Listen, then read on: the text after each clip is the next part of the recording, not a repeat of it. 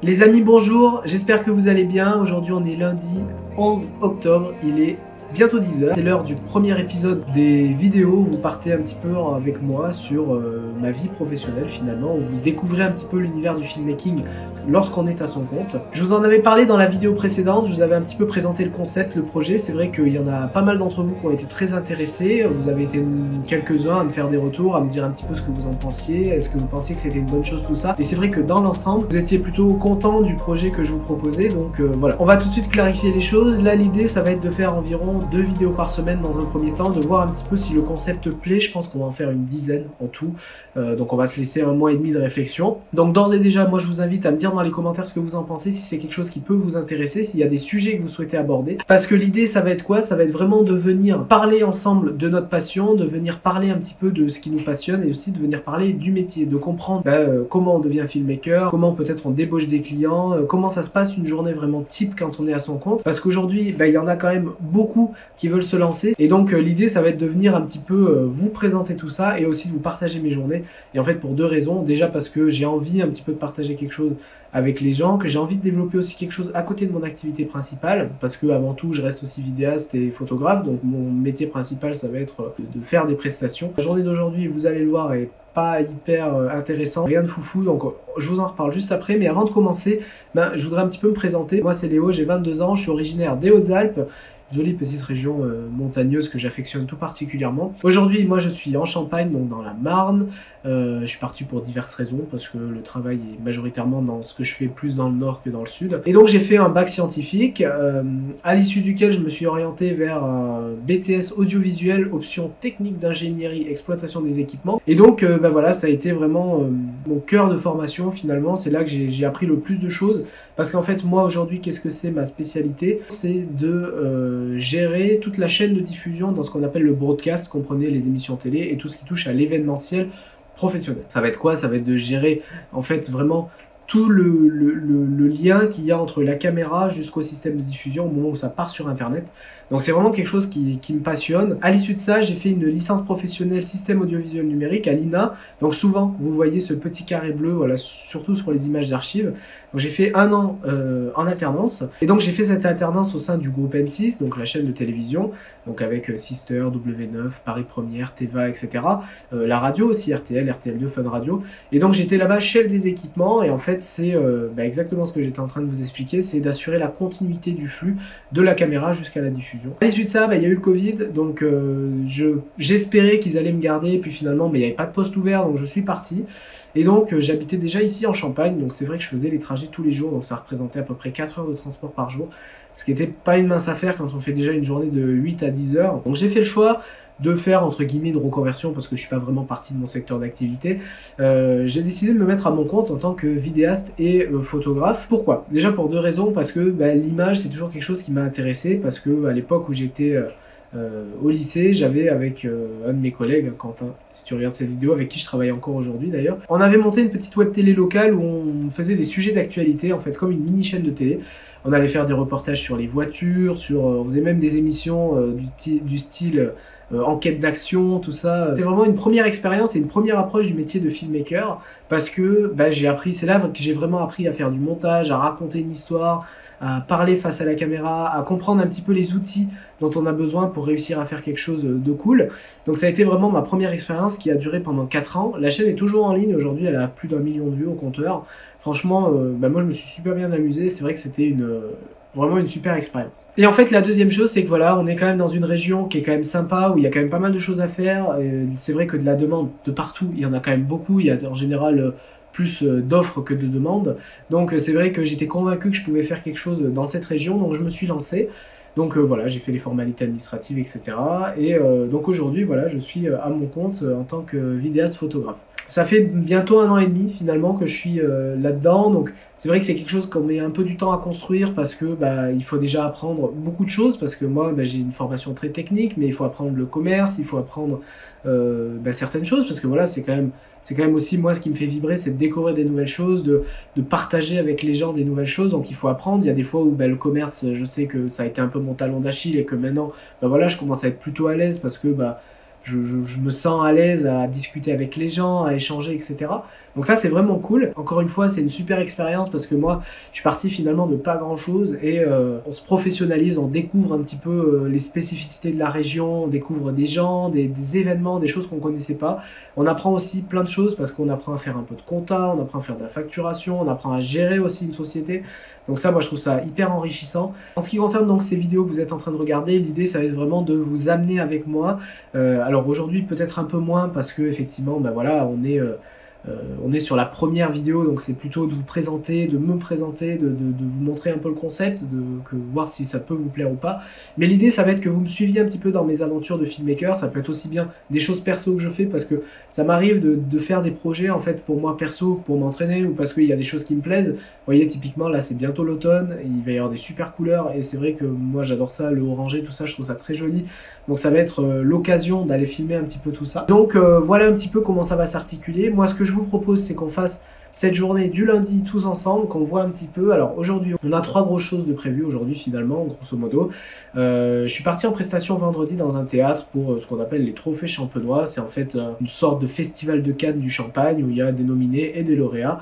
Donc l'idée, c'était de venir faire quelques photos pour mon client. Et donc il y avait un invité de prestige, c'est le chef Pierre Hermé, en fait c'est le chef du macaron si je puis dire. Et donc c'était l'invité d'honneur.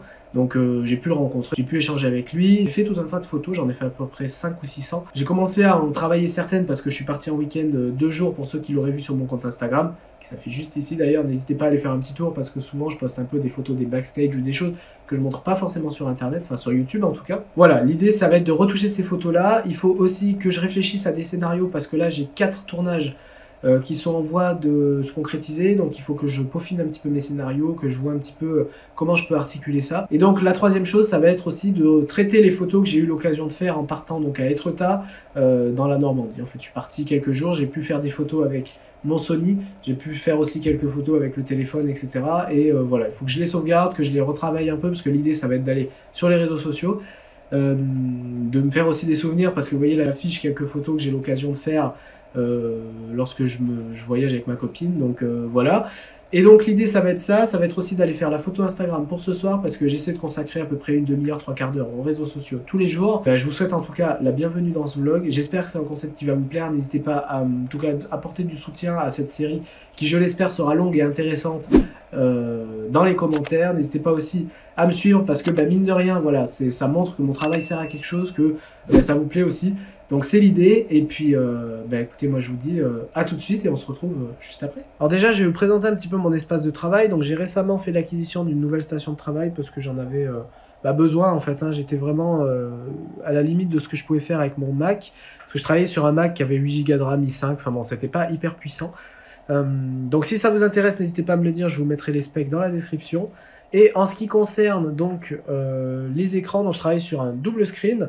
Donc c'est pas les deux mêmes écrans pour l'instant parce que j'en ai pas vraiment l'utilité. Sur la gauche, donc un Asus ProArt de 27 pouces en 2,7K avec lequel j'ai quand même quelques problèmes, notamment de rafraîchissement parce qu'en fait j'ai l'impression que ma carte graphique ou elle suit pas ou il y a quelque chose qui est mal réglé. Du coup de temps en temps quand je fais du downscale 4K vers HD, je disais quand je fais du downscale 4K vers HD, ça me fait des lignes un peu bizarres comme s'il y avait des problèmes de trame, donc c'est assez étonnant. Mais sinon c'est un super écran, franchement les couleurs sont d'une vivacité et d'une exactitude qui est déconcertante, donc franchement je vous le recommande. D'ailleurs on voit la différence de teinte entre les deux. Et ensuite on a un moniteur, tout ce qu'il y a de plus classique que j'ai depuis super longtemps, c'est un HKC de 24 pouces. Ensuite donc j'ai des petites enceintes de monitoring, j'en ai une de chaque côté, à droite et à gauche. Alors les professionnels du son, vous allez me dire qu'elles sont pas bien placées et je suis d'accord avec vous. Voilà, donc 2 enceintes de monitoring, le tout est contrôlé par une petite table de mixage de chez Behringer qui me permet en fait de régler éventuellement si j'ai un micro, parce que ça m'arrive de faire de la voix off, j'ai une entrée XLR pour régler le gain du micro et aussi les niveaux de sortie si je veux atténuer les graves, les aigus, etc. Une souris que j'ai depuis super longtemps, elle est super moche. Le clavier c'est pareil, alors je l'ai acheté il y a pas longtemps parce que j'en avais un autre mais il était cassé. C'est un clavier tout ce qui est plus classique, vous voyez, il n'y a rien de... c'est pas des touches rétro-éclairées, mécaniques, je sais pas quoi. Le setup fonctionne super bien parce que c'est quelque chose qui me correspond, j'ai une petite lampe sur ma gauche.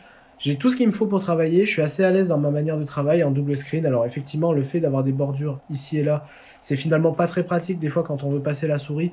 Mais bon, dans l'ensemble, ça le fait. Les amis, ça y est, on y est, première mission qu'on va faire ensemble. Et oui, pour ceux qui l'auraient remarqué, j'ai une paire de lunettes depuis pas très longtemps d'ailleurs, à mon grand désespoir, mais bon. ça ajoute un côté cool, c'est comme ça. Pas le choix, c'est surtout pour le travail en fait. Donc l'idée ça va être de venir retoucher en fait les photos que j'ai fait, de venir les sélectionner pour en faire en fait un dossier que je vais envoyer au client. Donc évidemment je vais pas vous montrer tout le process de traitement etc, mais l'idée ça va être vraiment que vous compreniez un petit peu comment est-ce que je travaille sur mes photos, comment est-ce que je fais. L'idée là c'était quoi? C'était vraiment de venir faire un photo reportage, donc c'est plutôt des photos classiques qu'il faut faire. C'est pour ça que là je vais travailler sur Adobe Lightroom, parce que c'est de la retouche quand même, tout ce qu'il y a de plus classique, ça va être retoucher la balance des blancs, les noirs, les contrastes, l'expo, etc. De venir atténuer peut-être certaines couleurs, parce que vous voyez c'est très orangé dans l'ensemble. Ça va être de venir voilà, vraiment harmoniser un peu tout ça, de faire quelque chose de cool. Majoritairement plutôt fait des images en plan un peu plus serré, parce que l'idée c'était de venir mettre en avant le lieu effectivement, mais j'ai pas fait que des photos. Là celle-ci est faite à 34 mm, j'ai pas fait que des photos de ce genre là parce que on est quand même assez loin de la scène. Je vous montre ça tout de suite. Donc l'idée ça va être d'en retoucher, j'en ai retouché certaines. Comment est-ce que je fonctionne moi dans le process créatif? Et écoutez, c'est assez simple, c'est à dire que je shoote mes photos, donc généralement c'est en rafale, hein, parce que quand il y a des gens qui parlent comme ça, bah, il faut shooter en rafale. Et après, je les marque, une fois qu'elles me plaisent, je les marque d'un petit drapeau rouge. Savoir que voilà, il faut tout simplement les conserver et continuer un petit peu à les peaufiner.